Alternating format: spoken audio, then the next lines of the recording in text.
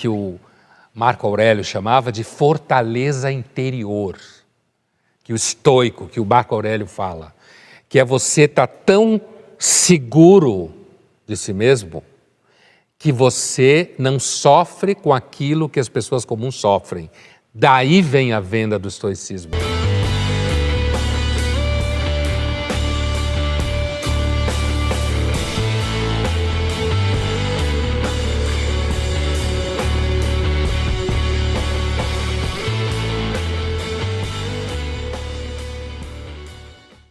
Vamos começar com o estoicismo, Pondé. No que se baseia essa escola? O estoicismo teve vários grandes mestres. E, digamos assim, todos muito próximos em termos de estatura. Você teve o estoicismo no período grego, que é onde começa com Zenão, né? O estoicismo mais conhecido, inclusive no sentido de você ter mais textos completos que chegaram até nós, é o estoicismo romano, do escravo grego Epicteto, do próprio Marco Aurélio, do Sêneca, senador romano. Então, o fato desses textos terem chegado até nós de forma mais, digamos assim, plena, de acesso mais fácil, ao contrário do que os textos gregos nos chegaram fragmentados.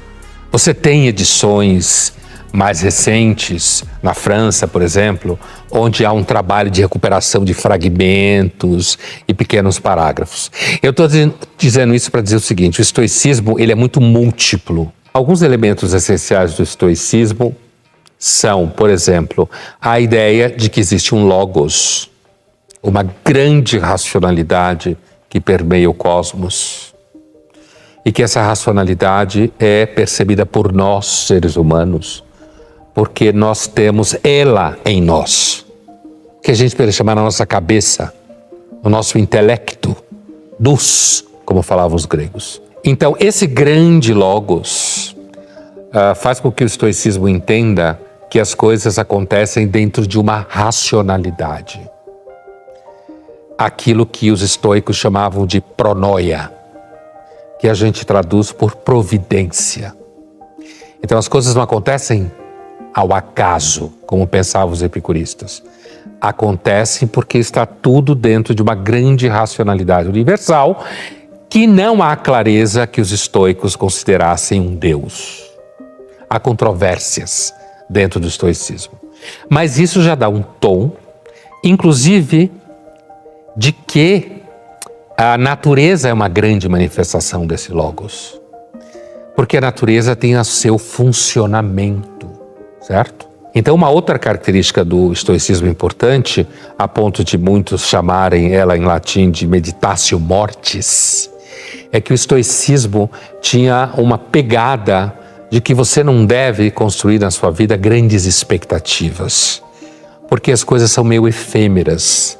Então é importante você ter amigos, é importante você não passar fome, mas é importante, por exemplo, você não se entregar à vaidade. E onde é que entra a ambição?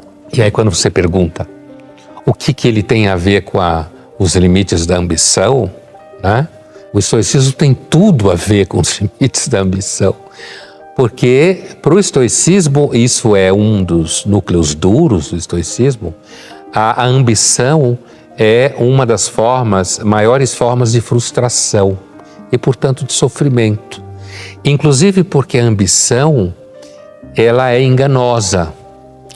Porque quando você vive sendo ambicioso, você nunca sabe onde está o limite da ambição. Isso é muito claro hoje em dia. O desprezo pela liturgia do poder, o desprezo por aquilo que a gente pode chamar de vantagens de ser o rei, ou seja lá o que for, essa pegada estoica de não ter ambição, de recusar a liturgia do poder, a sedução do mundo. Por que então que o estoicismo hoje voltou à moda? No sentido de que existem tantos livros, tantos coaches falando sobre ele. Por que o estoicismo voltou à moda no momento em que todo mundo está em busca justamente do sucesso, do poder e todo mundo tem ambições desmedidas? Então, Thaís, eu acho que tem no mínimo duas respostas para isso. Uma que tem um caráter assim, mais oportunista dessa moda, e outra que responde a, digamos assim, uma inquietação real, tá? O caráter oportunista é a simplificação da chave estoica. Porque para essas pessoas da moda, ou mesmo coaches estoicos, ou gente do Vale do Silício que se diz estoico, livros, aprenda a pensar como imperador e você vai ter sucesso e tal. Aí você vai atingir uma mente, meditar, mindfulness, não sei o que, para dar certo na profissão. Isso é uma completa perversão do estoicismo, né? Isso está associado à ideia de que o estoico é um forte, porque isso está associado ao estoicismo. A decisão que o Jon Snow toma na série é uma decisão de alguém que é muito forte, que tem uma espécie daquilo que o Marco Aurélio chamava de fortaleza interior, que o estoico, que o Marco Aurélio fala, que é você estar tão seguro de si mesmo que você não sofre com aquilo que as pessoas comuns sofrem. Daí vem a venda do estoicismo como uma arma para você ter sucesso. O que não vem junto com essa arma da moda é o fato que para o estoicismo isso não era para você ter sucesso. Isso era, na verdade, para você se recolher dos enganos que o mundo produz e do seu caráter efêmero. O estoicismo nunca saiu da moda. Tem vários filósofos ao longo dos séculos que revisitam o estoicismo. E isso tem a ver com uma inquietação que eu acho que hoje, de fato, é grande. Então, essa seria a resposta que não fala, digamos, da falácia da moda, que é o fato de que as pessoas são muito pressionadas a ter sucesso. E de que o mundo é um grande mentiroso. E de que o engano está em toda parte. Que tudo é uma espécie de balada, né?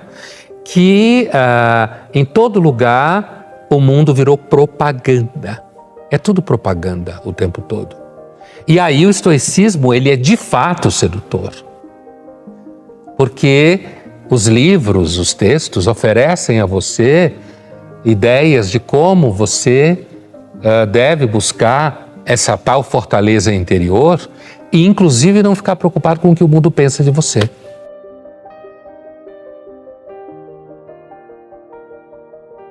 Do esforço que se tem para produzir uma metafísica do empreendedorismo.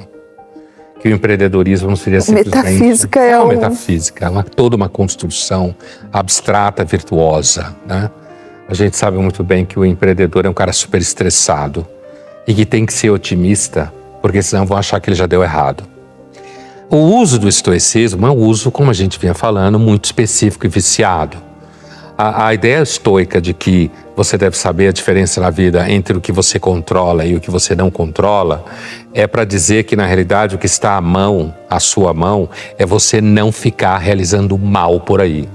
Porque, para o estoico, o comportamento moral está na sua mão. Quase todo o resto da vida não está. Então, o foco do estoico aí não é fazer escolhas sobre abrir negócio ou fechar negócio. O foco do estoico é a ideia de fazer o discernimento moral no seu ato.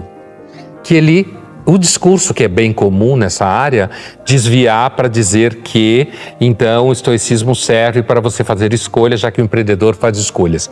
Tanto é que o discurso acaba na questão da virtude, dos valores. Que no empreendedorismo existe um valor, dá certo.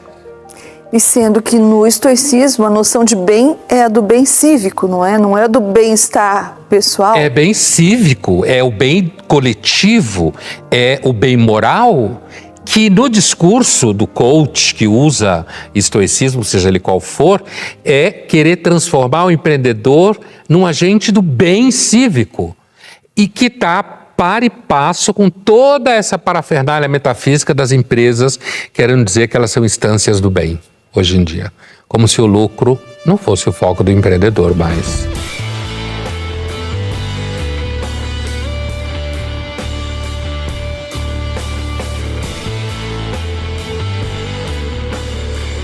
que dizer para uma mulher para conquistar ela? Que é claramente uma pergunta de um ingênuo.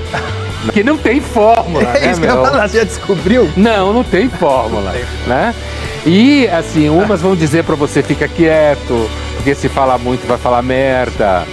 A outra vai dizer, olha, qualquer merda depende do estado de espírito dela.